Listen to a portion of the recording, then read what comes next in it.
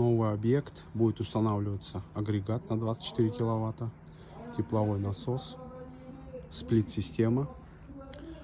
Здесь будет заливаться подушка. Сверху подушки будет металлический каркас от чистого пола, от бетона на 60 сантиметров. И на этот железный каркас будет установлен вот этот вот агрегат на 24 киловатта. Эта комната у нас бойлерная.